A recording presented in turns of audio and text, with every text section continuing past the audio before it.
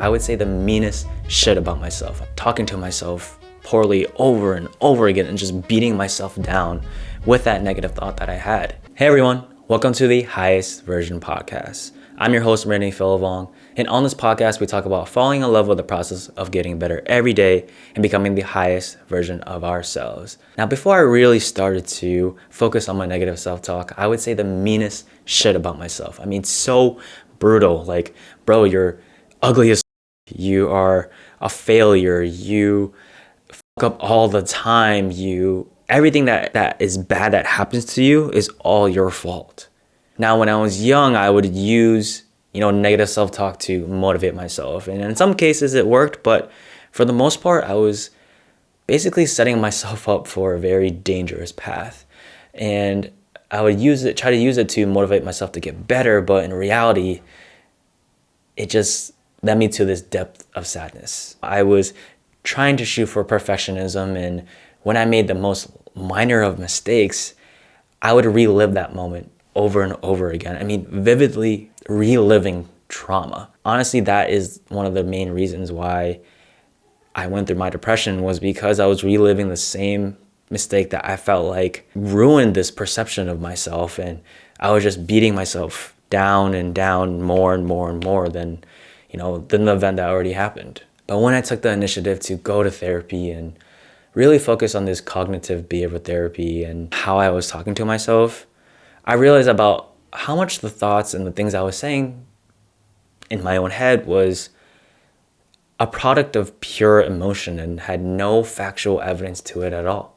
When I was researching about why we are so critical of ourselves and so kind to others, it's because our brain is trying to keep us safe. If you didn't know, the main functionality of our brain is to keep us safe, and that's why we stay away from things that we fear, why we stay in our comfort zones. Our brain doesn't understand the difference between reality fear and fear that's in our imagination.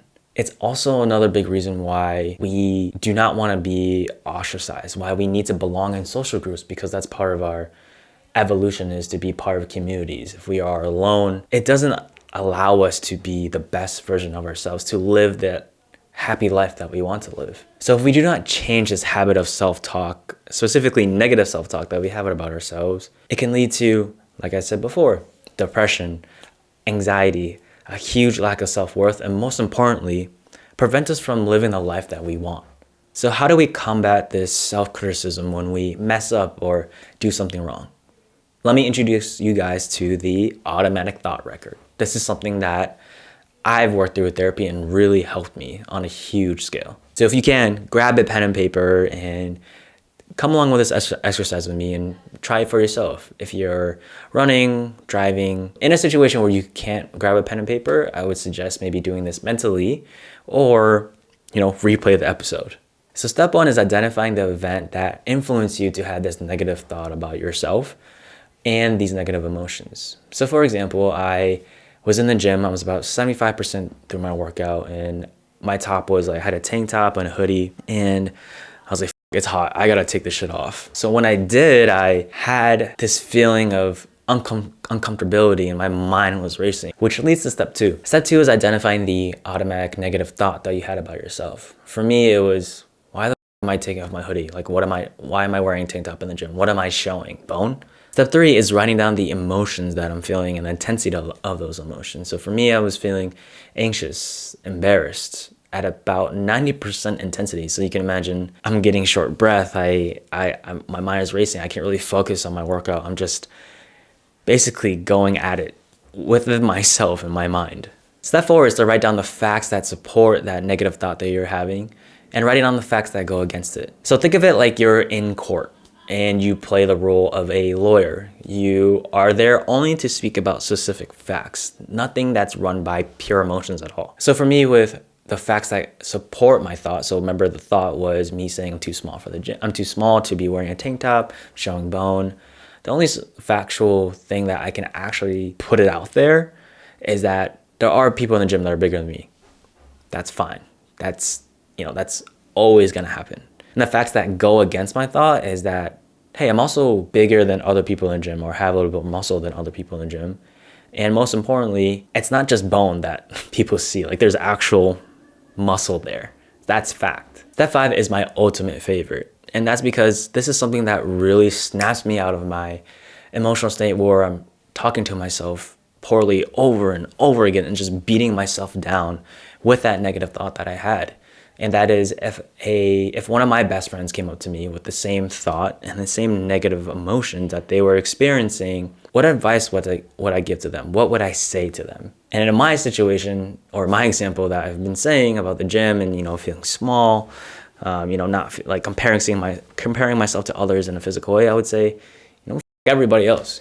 This is a place, the gym is a place where people are trying to get better, whether they're already big or whether they are trying to build up muscle or trying to shape the body that they want, right? Everybody's there to get better, and you are doing the exact same thing. And yes, you are small now, but you're gonna hit your goal. You're gonna get that goal of building muscle and getting to that body that you've always dreamed of, right? Through your own hard work. And that's gonna take time. That's something that you can't just do overnight. And if someone wants to put so much effort and thought to be looking at you and making fun of you, then obviously they have shit they need to work on, right? So flex on them and keep working. Feel confident in yourself. Be powerful, not powerless. And again, everybody else, the gym is a place where everyone's trying to get better, and you are no different. You are putting all that work to achieve something just like everybody else. So comparison, just work hard and you'll get to where you want to be. That is the shit that I would say to myself to snap me out and to help me understand, like, hey, like, other people have these thoughts too of comparison, but I'm not gonna let it ruin me. I'm not gonna let it stop me from working towards something that I so passionately want to achieve. Again, giving myself compassion to love myself for what it is now and how it looks now. I know when we wake up in the morning, at least for me, the first thing I look at myself in the mirror is, how my body looks. And sometimes, some days I'm like, oh shit, like, we're getting there. It's working, all the hard work that we're putting in. But other days, I have that judgment about myself and saying, I'm not growing. I'm not, I don't look any different. And the whole thing with our mind and our bodies, how we look at it, some days it's hard and some days it's easy, but it's kind of crazy that is the first thing I sometimes say to myself, that first determination of, what I say to myself in the morning, whether that's good or bad.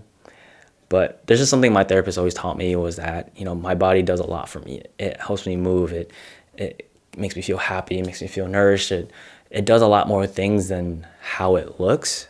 So, give it credit for what it does and give love for what it does. So that's something I also want to put out there to you guys as well.